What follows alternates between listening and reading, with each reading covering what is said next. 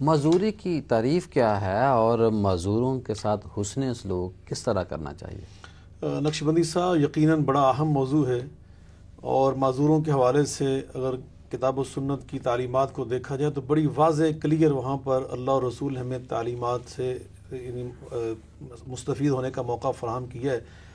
خود قرآن مجید میں اللہ تعالیٰ ارشاد فرماتے ہیں لیسا علی الاعمی حرج ولا علی الاعرج حرج، سورہ نور میں، سورہ الفتح میں، کہ نبینوں کے بارے میں نام لے کر، اور جو لنگڑے ہیں، لولے ہیں جن کو ہم کہتے ہیں، ان کا نام لے کر اللہ تعالیٰ ان کی بات کر رہا ہے کہ ان کے اوپر حرج نہیں ہے۔ جو چیزیں دوسروں کے اوپر ہم نے ذمہ داریاں لگائی ہوئی ہیں ان کو ہم نے معذور سمجھ کر معاف کر رکھا، یعنی خاص طور پہ ان کا ذکر کیا۔ اور اسی طرح حضرت سعد بن ابی وقاص رضی اللہ تعالیٰ نے کسی معذور کو دیکھ کر کوئی بات کہہ دی، رسول اللہ صلی اللہ علیہ وسلم نے سن لی تو آپ نے کیا فرمایا؟ آپ فرماتے ہیں انما تنصرون وترزقون بضعفائکم، اور سعد آئندہ خیال رکھنا اس امت کو جو اللہ نے رزق دیا ہے اور اس کی جو مدد کی ہے وہ ان معذوروں کی برکت سے دی ہے۔ حضرت امام ابن بطار رحمۃ اللہ علیہ فرماتے ہیں نبی پاک صلی اللہ علیہ وسلم نے اس حدیث پاک میں جو ارشاد فرمایا ہے اس میں یہ واضح کیا ہے کہ جو معذور ہوتے ہیں ان کو معاشرے کے لیے بوجھ نہ سمجھو، ان کی جو دعائیں ہوتی ہیں اشد اخلاصا فی الدعاء، یہ اپنی دعا اور اپنی عبادت میں زیادہ مخلص ہوتے ہیں۔ اصل میں اسلام کے اندر کسی عضو کا کم ہونا یہ عیب نہیں ہے، اخلاق کا کم ہونا عیب ہے۔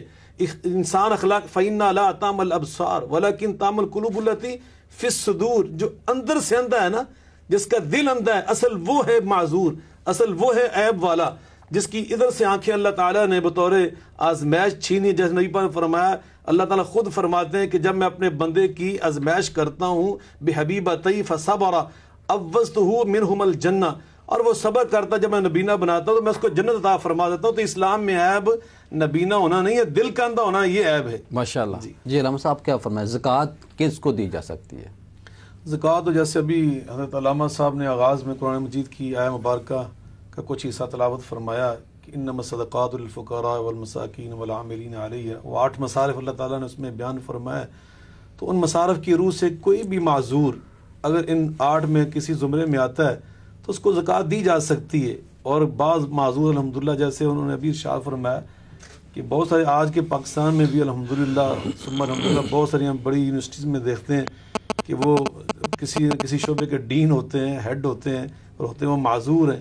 میں مدینہ یونیورسٹی میں پڑھتا رہا، ہمارے وہاں پر جو 3 بڑے پروفیسر تھے، میں حیران تھا کہ وہ سب سے اچھی جو میں نے فقہ زندگی میں کسی سے پڑھی ہے فقہ مقارن، وہ نبینا تھے۔ شیخ بن باز رحمۃ اللہ علیہ مفتی اعظم تھے سعودی عرب کے، وہ نبینا تھے۔ تو اس لیے میں سمجھتا ہوں اس طرح کے لوگ جو ہوتے ہیں ان کے پاس تو اللہ تعالیٰ نے خود ایسا ان کو بنایا تھا، وہ خود صاحب نصاب ہوتے ہیں، خود زکوٰۃ ادا کرتے ہیں۔ تو اس لیے ہر معذور جو ہے وہ اس کو ضروری ہے تک معذور ہونے کی بنا پر زکوٰۃ دی جائے۔ دوسری بات یہ ہے کہ رسول اللہ صلی اللہ علیہ وسلم نے اصل میں ہمیں ایک ایسا پیغام دیا ہے جس کے تناظر میں ہمیں معذوروں کو یہ احساس نہیں ہونے دینا چاہیے کہ تم معذور ہو، بلکہ ان کو بالکل ان کے حوصلے بلند کرنے چاہیے، ان کی سوچ فکر کو بلند کرنا چاہیے۔ آپ نے ایک موقع پر جب آپ غزوہ میں تشریف لے جا رہے تھے تو مدینہ منورہ کی ریاست کا قائم مقام سربراہ جو بنایا تھا حضرت عبداللہ بن ام مکتوم کو بنایا تھا رضی اللہ تعالیٰ عنہ، جو نبینا تھے، یعنی ایک نبینے کو آپ نے قائم مقام سربراہ مملکت بنا دیا۔ تو یہ ہمیں پیغام ہے اس مبارکہ سے کہ ہم نے کسی معذور کو یہ تاثر نہیں دینا کہ تم جناب بالکل معاشرے کے لیے بوجھ بن چکے ہو، اب دوسروں کے ہی تم دست نگر ہو۔ یہ نہیں ہے ہمارے اسلام کا پیغام۔ یہ پیغام ہے کہ ان کو معاشرے کا بہترین فرد اور نفع بخش بنایا جائے۔ بڑے بڑے آئمہ جو تھے وہ معذور تھے کسی نہ کسی اعتبار سے۔ حضرت امام محمد بن سیرین بڑا نام ہے ہمارے تاریخ اسلام کا، وہ معذور تھے۔ اسی طرح بے شمار ہمارے ائمہ اس طرح گزرے جو معذور تھے کسی نہ کسی اعتبار سے، لیکن کوئی محدث تھا، کوئی فقیہ تھا، کوئی بہت بڑا مجتہد تھا۔ شاہ صاحب آپ کیا جو ایک مافیا ہے مانگنے والا اور ایک معذوروں کے حقوق گورنمنٹ کو بھی کام کرنا چاہیے، چند ہر شہر کے اندر یہ سینکڑوں میں ہزاروں میں نہیں ہے، حکومت بے بس ہے یا کرنا نہیں چاہتی؟ یقیناً اصل میں ہم نے اسلامی تعلیمات سے انحراف کر رکھا ہے حقیقتاً من حیث القوم، اس میں حکومت بھی شامل ہے، پبلک بھی شامل ہے، وہ مافیا وہ اس پبلک میں سے ہی ہے۔ وگرنہ ہمارے اسلاف نے اسلامی تعلیمات کی روشنی میں جو ہمیں ایک پورا نظام زندگی مہیا کر رکھا ہے، ابھی اسلامی نظریاتی کونسل کے علامہ صاحب بات کر رہے تھے، تو یہ تو ہمارے اسلاف نے، حضرت امام ابو حنیفہ رحمۃ اللہ علیہ نے اس دور میں ارشاد فرمایا تھا کہ ان بیت المالی مسئول عن النفقۃ علی المعوقین، کہ معذوروں جو معذور کما نہیں سکتے، اس نوعیت کے معذور ہیں، تو فرمایا ان کے نام نفقہ کا ذمہ دار گورنمنٹ کا، اسلامی ریاست کا بیت المال ہوتا ہے، اسٹیٹ ہوتی ہے۔ اور اس دور میں ولید بن عبد الملک جیسے جو حکمران تھے، حالانکہ ہم بعض ان حکمرانوں کو پسند نہیں کرتے بعض حوالوں سے، لیکن بعض چیزیں ان کی اچھی ہیں۔ انہوں نے 88 ہجری میں ایک الگ ہاسپٹل قائم کیا تھا معذوروں کے لیے الگ تھلگ۔ اسی طرح مامون نے، اس نے نبینوں کے لیے، معذوروں کے لیے ایک الگ تھلگ، اس نے ایک ہاؤس بنایا ہوا تھا مختلف شہروں کے اندر۔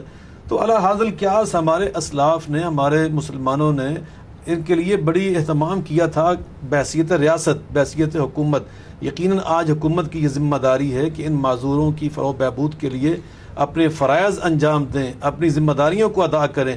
جیسے قوانین تو موجود ہے، یقیناً مافیا کی جو مذمت ان کی ہے، تنفیذ کی بات ہے، اور جو مافیا کی رٹ کدھر جاتی ہے حکومت کی۔ اتنا بڑا جو عیب ہے معاشرے کے اندر، جو پاکستان کا چہرہ مسخ پاکستان کیا کو جاتا بدنام کر رہے ہے، ہیں۔ یقین جانے بڑی پیاری بات کی علامہ پوری صاحب نے، دنیا کا معاملہ ہے۔ حرمین شریف ہیں ان کے اندر، آپ یقین جانے واللہ بعض اوقات ہمارا سر ندامت سے جھک جاتا ہے۔ وہ پاکستان اسلامی جمہوریہ پاکستان دنیا کی بہترین قوم ہے، پاکستانی قوم آج بھی اللہ کے فضل سے بہت سارے یعنی مختلف پہلوؤں سے میں یہ بات کر رہا ہوں، دنیا کی بہترین قوم پاکستانی قوم ہے۔ سب سے زیادہ سخاوت اس وقت بھی پاکستان کے اندر ہوتی ہے، سب سے زیادہ حج بیت اللہ کرنے والے، عمرہ کرنے والے مسلمان ملکوں میں پاکستانی ہیں۔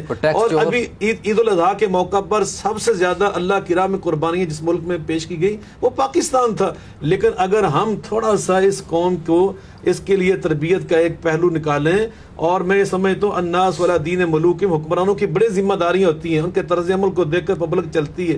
اگر حکومت اپنی ذمہ داریاں معذوروں کے حوالے سے ادا کرنے والی بن جائے، آپ یقین جانیں پاکستان کے اندر معذوروں کے لیے الحمدللہ وہ ماحول فراہم کیا جا سکتا ہے کہ ان کو بوجھ بنانے کی بجائے یہ پاکستان کے لیے، معاشرے کے لیے، امت کے لیے، انسانیت کے لیے بہترین افراد بن سکتے ہیں۔ نبی پاک صلی اللہ علیہ وسلم کی کیا تعلیم ہے؟ آپ کے نبی پاک صلی اللہ علیہ وسلم کے دور میں نبینے صحابی تھے، حضرت عمر ابن جموع یہ لنگڑے صحابی تھے، ان کا پاؤں نہیں تھا ایک، اور آپ نے اس کے بارے میں فرمایا جب وہ غزوہ احد میں شہید ہوئے، فرمایا میرا عمر ابن جموع وہ اپنے لنگڑے پاؤں کو سیڑھتا ہوا، سبحان اللہ، یعنی مقام بیان کیا، جنت میں داخل ہو رہا ہے۔ حضرت عبداللہ بن ام مکتوم جو صحابی تھے نبینا، ان کو آپ نے مستقل فجر کی نماز کا مؤذن قائم کیا ہوا تھا۔ تو اللہ حاضر القیاس ہمارے اسلاف نے نبی پاک صلی اللہ علیہ وسلم سے لے کر آج تک ہماری جو پوری امت مسلمہ کی تاریخ ہے وہ معذوروں کے حقوق کی ادائیگی سے بری ہوئی ہے، ایک مشعل راہ ہے پوری انسانیت کے لیے۔